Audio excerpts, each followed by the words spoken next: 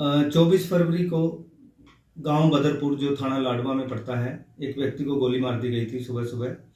और सूचना पाकर जब हम मौका पे पहुंचे तो आसपास लोगों ने और इसकी जयप्रकाश जिसको गोली लगी थी, इसकी पत्नी ने बताया कि सुबह करीब 6:30 बजे दो नौजवान लड़कों ने गेट खड़काया और उन्होंने कहा कि जयप्रकाश से मिलना है। जैसे ही जयप्रकाश ने गेट खोला तो उन लड़कों ने उसको गोली मार दी, जो उसकी जयप्रकाश की छाती में लगी और उसको इलाज के लिए बाद में हॉस्पिटल में भर्ती करवा दिया था, जो आज भी उसका इलाज चल रहा है अस्पताल में।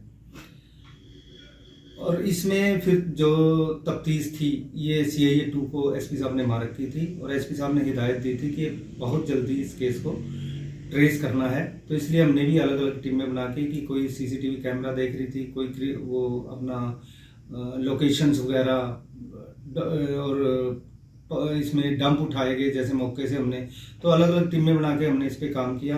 तो फाइनली हमने इस मुकदमे में आज 3 व्यक्तियों को गिरफ्तार किया है। इसमें सर पता लगा है इसने इसके ऊपर किस लिए गोली चलाई थी, कोई इनका पुराना रंजिश?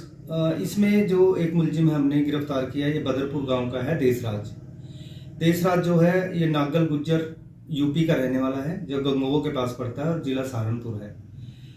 देशराज ने बताया कि ये कई साल से अपने ससुराल में ही मकान बना के यहीं रह रहा है और जो इसकी पत्नी है उसके जयप्रकाश के साथ इसको शक था कि इसके साथ इसके अवैध संबंध हैं। इसने पहले भी इसकी पत्नी को धमकी दी थी कि अगर तूने मेरी बात नहीं मानी तो मैं जयप्रकाश को गोली मार दूंगा।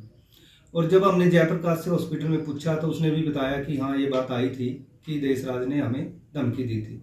तो हमने जब उस देशराज की इस पे काम किया कि देशराज इस वारदात में शामिल हो सकता है, तो देशराज का फ़ोन हमें बंद मिला।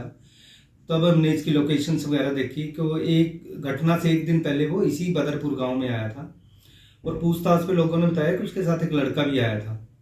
तो जब हमने देशराज को अब गिरफ्तार किया है तो देशराज ने बताया कि 2-3 साल पहले उसका पैरालिसिस उसको हो गया था, जो उसका बायां साइड जो है एक हाथ एक टांग अब काम नहीं करते और वो जो एक्टिवा है जो एक स्कूटर है वो रखता है ये, और विकलांग वाली जिसके 4 पहिए हैं, तो उसी से चलता है। क्योंकि ये काम नहीं कर सकता था, इस वारदात को अंजाम नहीं दे सकता था, इसलिए इसने बताया कि मैंने 2 लड़कों को तैयार किया ताकि वो इसके कहे अनुसार काम कर सकें। तो जो हमने गिरफ्तार किया सुरेश नाम का लड़का है, जो इसके बदरपुर के पास ही एक बणी गांव पड़ता है, वो बणी का रहने वाला है और देशराज की ही जाति का है। देशराज और ये दोनों एक दूसरे को जानते हैं पहले से। और जो तीसरा लड़का है वो सचिन नाम का लड़का है, जो इसका सुरेश का जानकार है। सुरेश उर्फ मुन्ना जो बणी का है, इसका एक जानकार लड़का है सचिन, जो आदर्श नगर नलका चौक हिसार का रहने वाला है। मैं पूछूं दूसरा क्वेश्चन। 1 साल पहले एक लाडवा में ही इन्होंने वारदात को अंजाम दिया था। एक हॉस्पिटल में एक लड़का था विकास, कई लड़कों ने मिलकर उसको हॉस्पिटल के अंदर ही पिटा था और जिसके संबंध में 3 मुकदमा दर्ज है थाना लाडवा में 78/24। उसमें 307 के तहत मामला दर्ज किया गया था। उसमें 3 लड़के गिरफ्तार हो चुके हैं और उस मुकदमे में भी जो मेन एक्यूज था वो ये सुरेश उर्फ मुन्ना था। ये तभी से फरार चल रहा था और ये फरारी काटने के लिए ही हिसार में रह रहा है अब कमरा किराए पे लेके। और जो ये हिसार वाला लड़का है सचिन, ये इसी के मोहल्ले में रहता है, इसलिए इन दोनों की अच्छी जानकारी थी। और जो सचिन है लड़का, इसके भी कुछ दिन पहले इसके एक दोस्त का मर्डर हुआ है वहीं हिसार में। इसने बताया कि मैं उस दोस्त की जो हत्या का बदला लेना चाहता था। ये अक्सर सुरेश से बात करता था कि मुझे अगर हथियार मिल जाए तो मैं अपने दोस्त की हत्या का बदला ले सकता हूँ।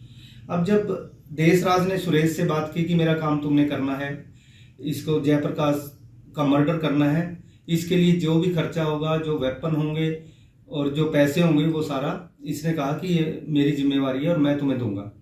तो इसकी बातों में सुरेश आ गया। सुरेश ने कहा कि ठीक है मैं आपका काम कर दूंगा और इस काम के लिए आप जो वेपन हमें दिलवाओगे दोगे वो वेपन सचिन रखेगा जो मेरे साथ इस काम को करने आएगा।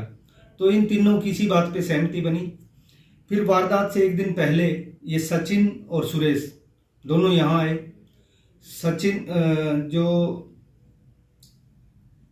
सचिन है वो देशराज के साथ गांव बदरपुर में भी आया और इसमें देशराज ने उसका जो जयप्रकाश है उसका घर इसको दिखाया और बताया कि किस तरीके से वारदात को अंजाम देना है।